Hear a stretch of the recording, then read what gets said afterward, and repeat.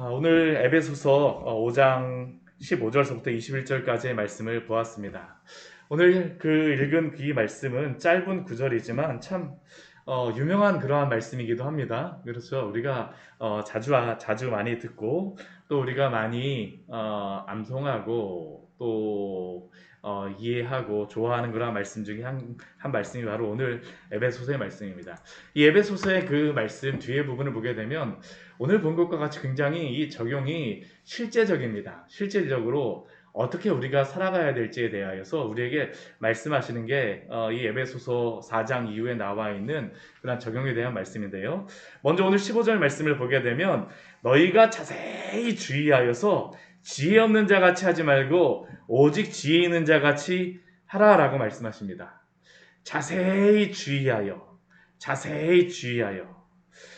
특별히 자세히 주의하여서 지혜 없는 자 같이 하는 것이 아니라 지혜 있는 자 같이 하라고 말씀하시는데, 이것은 지혜 있는 자 같이 행하라라고 하는 그러한 실천적인 측면에서 어떻게 우리가 삶에서 적용할지에 대하여서 아주 굉장히 구체적으로 말씀하시는 게 바로 오늘 말씀입니다.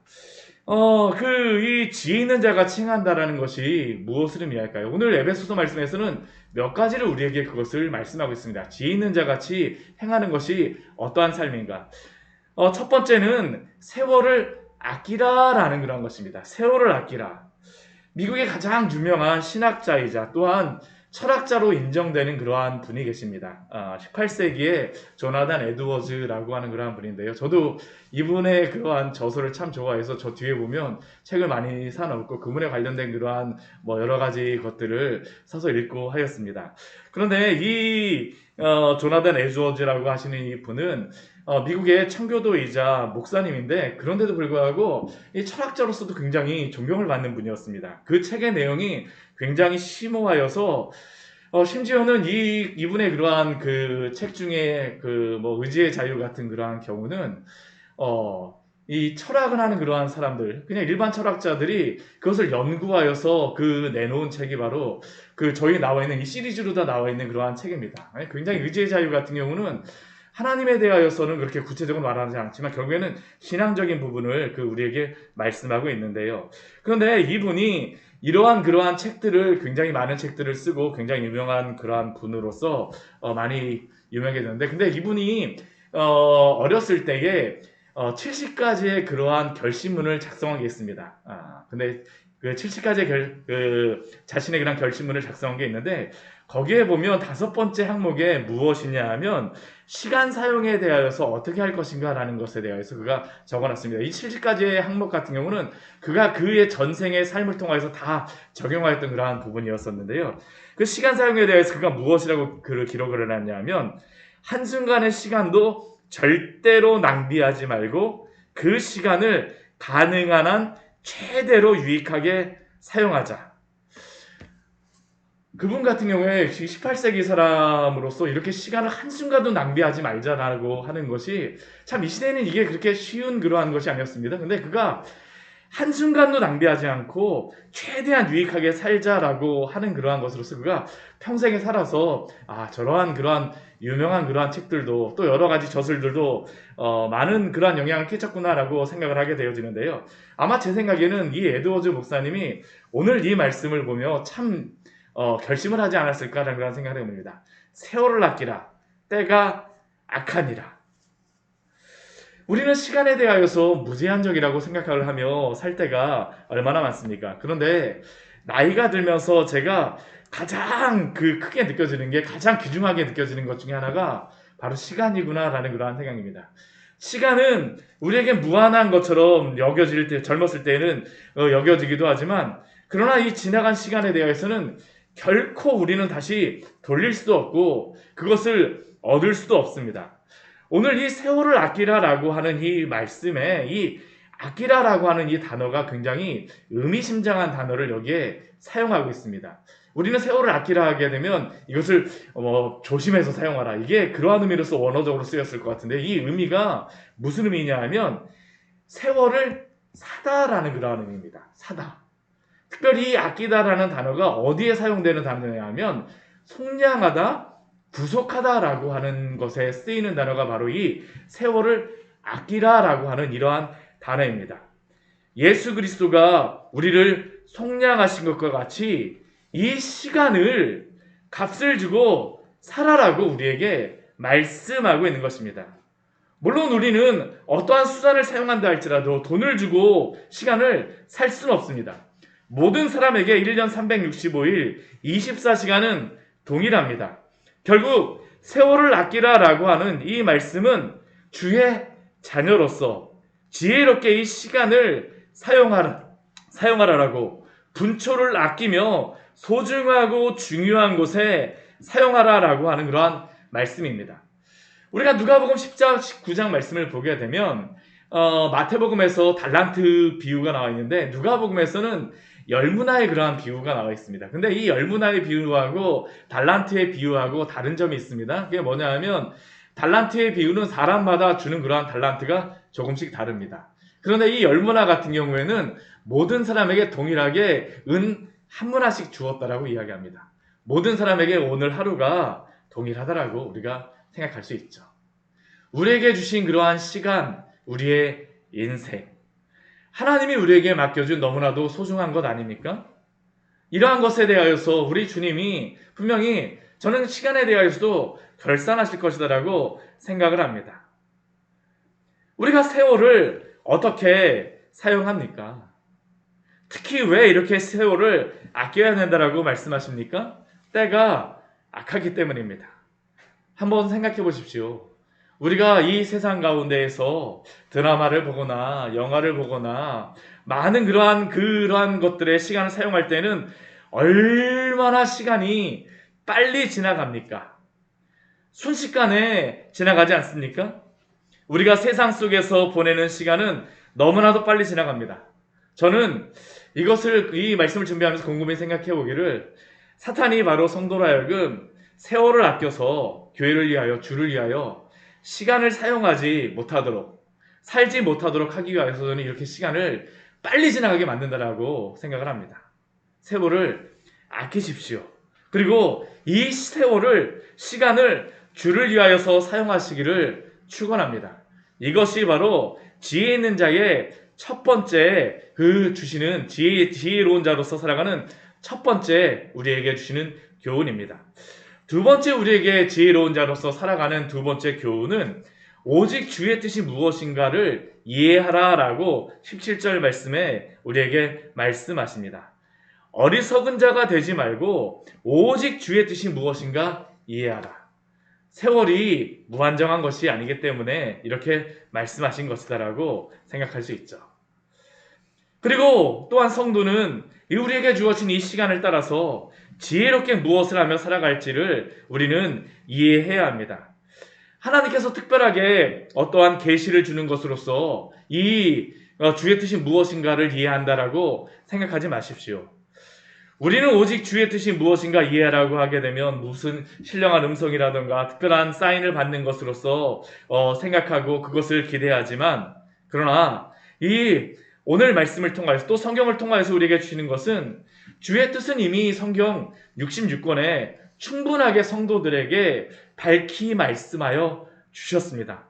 물론 성경의 모든 지식과 모든 것들을 다 기록하여 주신 것은 아니지만 성도가 지혜롭게 주의 뜻이 무엇인지 분별할 수 있도록 충분히 성경에서 우리에게 말씀하여 주셨음을 우리는 기억해야 합니다. 그렇기에 성도는 다른 어떤 것보다도 주의 뜻이 무엇인가를 분별한다라고 하는 것은 하나님의 말씀 가운데에 우리에게 무엇을 말씀하고 있는가라는 것을 분별하며 또한 시대를 통찰할 수 있는 지혜를 얻어야 된다는 것을 우리는 기억해야 합니다. 그렇기에 신약, 신구약 성경 66권을 통전적으로 이해하며 우리의 삶 가운데에 이 시대 가운데에 무엇이 옳은가 무엇이 그른가를 분별하며 살아가야 될 줄 믿습니다. 그리고 그렇게 살아가는 가운데에 주님께서는 당신의 숨겨진 뜻들을 우리의 삶 속에서 하나하나 보여주시며 인도하여 주실 것입니다. 그러한 가운데에 우리 데살로니가 말씀 가운데에서는 하나님의 뜻에 대하여서 우리에게 무엇을 말씀하여 주셨습니까? 거룩하게 살아가는 것이 바로 하나님의 뜻이다라고 말씀하여 주셨고요. 또한 항상 기뻐하며 쉬지 말고 기도하고 범사에 감사하며 살아가는 것이 바로 주의 뜻이다라고 말씀하여 주셨습니다. 말씀 가운데에 우리가 세월을 아끼며 주의 뜻이 무엇인가 분별하며 살아가시기를 축원합니다. 이게 바로 성도가 주님 앞에서 지혜롭게 살아가는 그러한 삶의 모습이죠. 또한 세 번째 지혜롭게 살아가는 그 모습은 18절 말씀에 보면 나와 있습니다. 우리 18절 말씀 아주 잘 아는 말씀이죠. 같이 한번 읽어보도록 하겠습니다. 술 취하지 말라. 이는 방탕한 것이니 오직 성령으로 충만함을 받으라. 세 번째 사도를 통하여서 지혜롭게 성도가 살아가는 그러한 삶은 성령의 충만함 가운데에 살아가는 그러한 삶입니다. 여기서 성령 충만은 성령의 세례와는 다릅니다. 성령 세례 같은 경우는 성령께서 우리에게 임하셔서 주의 백성으로 거듭나게 하시고 인쳐주시는 그러한 것이라고 한다면, 성령의 충만은 성령의 세례를 받은 성도가 날마다 성령의 인도 가운데에 살아가는 삶입니다. 그런데 이 성령 충만에 대하여서 우리에게 설명해 주기 위해서 대조하며 그 말씀하는 그러한 상태가 또 하나가 있죠. 그게 무엇입니까? 술 취하는 것입니다. 술 취하는 것. 이 술 취하는 것과 성령으로 충만함을 받는다라는 것의 공통점이 무엇입니까? 그것은 모든 이 술과 성령이 공통적으로 사람을 지배하고 인도한다라는 그러한 특징이 있습니다. 술에 취한 사람은 술의 지배를 당하여 술의 인도를 받고 방탕함으로 나아가지만, 성령으로 충만한 사람은 반대로 성령의 지배를 받고 인도함을 받게 됩니다. 그런데 그 현대 의학에서 이 술에 대하여서 설명을 하는데, 이 술을 우리는 보통 우리의 정신을 각성시키고 흥분시킨다라고 생각하지만, 재미있게도 이 술에 대하여서 그 정의를 무엇으로 하냐면, 이것을 흥분제나 각성하는 그러한 역할로서의 그러한 역할이 아니라 진정제로서 이 술을 정의한다라고 합니다. 저도 이 설교를 준비하면서 알게 되었는데요. 사실 이 술이라고 하는 것은 이 곰곰이 생각해 보게 되면 우리를 흥분시키는 그러한 것이기보다는 우리의 영혼을 잠들어 버리게 만들지 않습니까? 그래서 우리로 하여금 제대로 사고할 수 없게 함으로 육적인 일들과 방탕한 일들, 우리의 마음속에서 제어되지 않는 그러한 일들을 행하게 합니다. 그런데 성령의 충만은 무엇으로 인도할까요? 오늘 이 말씀이 오직 지혜 있게 행하라라는 그러한 말씀 가운데에 우리에게 주시는 말씀 가운데 성령 충만을 말씀하고 있습니다. 즉 성령은 바로 죄와 허물로 죽어 있고 죄에 억눌려 있던 우리의 영혼을 살리고 일으키시는 역할을 하는 것을 우리는 기억해야 합니다. 참된 진리가 무엇인가를 깨닫게 하며 참된 지혜, 참된 진리가 진리로서 우리에게 어떻게 인도하는가를 성령은 알게 합니다. 그래서 어떠한 결과가 나올까요? 성령 충만하게 되면, 성령의 충만함을 받게 되면 성경의 말씀을 더욱 또렷하고 분명하게 깨닫게 하는 것이 바로 이 성령 충만의 역할입니다. 하나님의 뜻을 분별할 수 있게 우리의 잠든 영혼을 깨우게 됩니다. 그리고 이렇게 성령 충만한 성도의 삶에 나타나는 그러한 결과들이 있습니다. 이 성령 충만하여서 살아가는 그러한 성도들에게 그 나타나는 삶의 모습들이 있어요. 우리 19절에서부터 21절까지의 말씀해 보게 되면 네 가지의 것으로서 우리에게 말씀하는데요. 첫 번째는 성령의 충만으로서 나타나는 첫 번째 그러한 삶의 모습은 함께 교제하며 예배한다라는 것입니다. 우리 19절 말씀 보게 되면 그것이 나오죠. 시와 찬송과 신령한 노래들로 서로 화답하고, 여기서 시와 찬송과 신령한 노래들로 서로 화답한다는 것은 함께 성도가 모여서 교제하고 하나님을 예배하는 것입니다.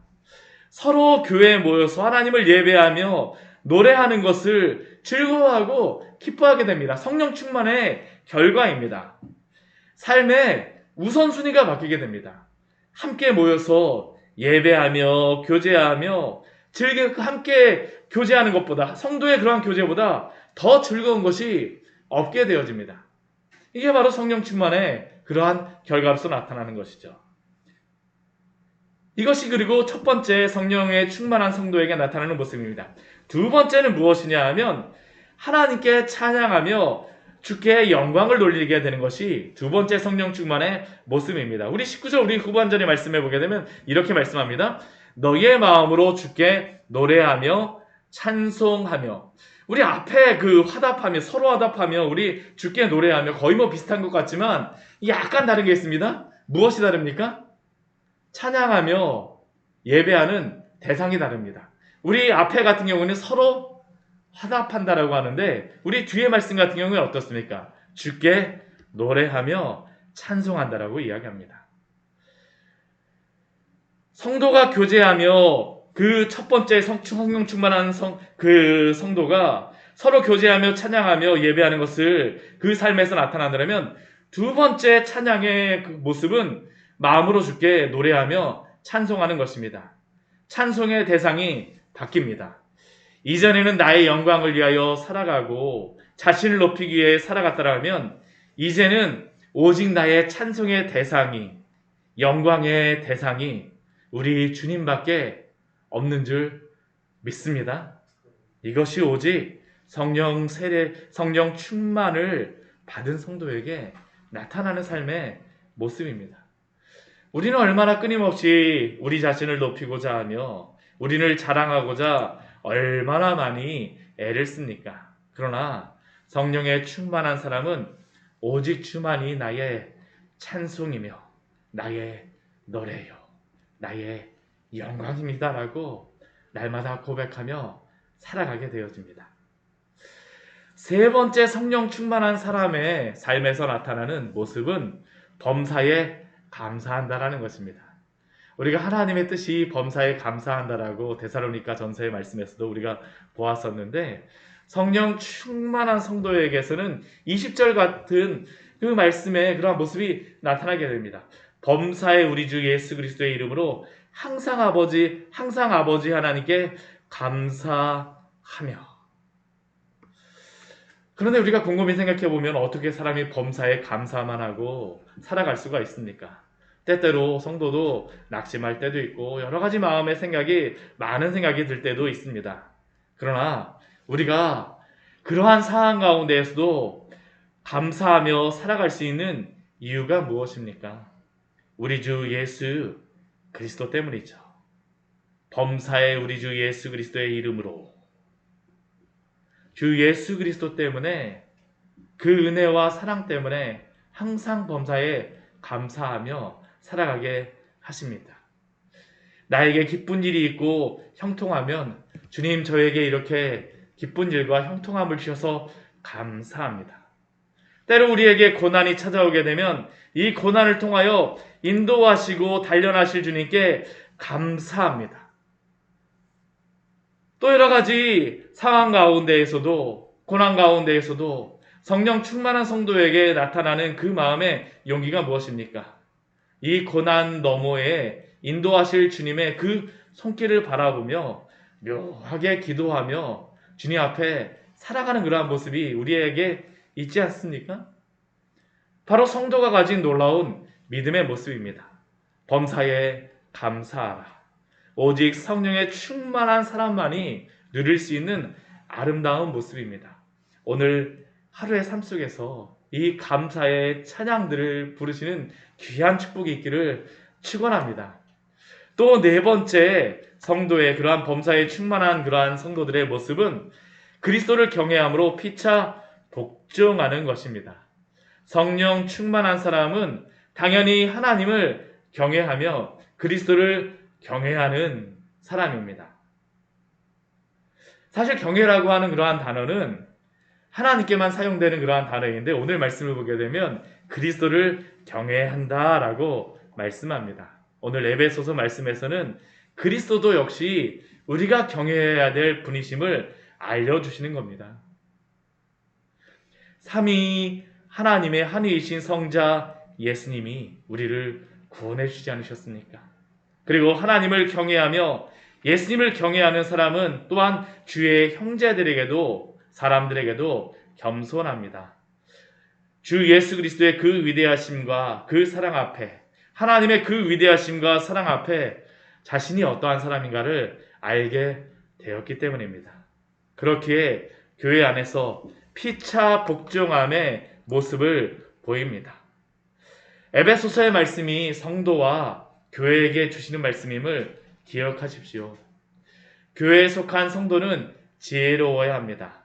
시간을 아낌으로, 주의 뜻이 무엇인가 분별함으로, 오직 성령의 충만함으로 오늘도 주님을 예배하며 감사하며 오늘 하루도 주의 나라를 위하여, 주의 교회를 위하여, 우리가 온전히 주의 영광을 위하여 살아가는 지혜로운 그러한 청지기로서 살아가시기를 축원합니다. 같이 기도하도록 하겠습니다. 하나님 아버지, 오늘 말씀을 통하여서 우리에게 귀한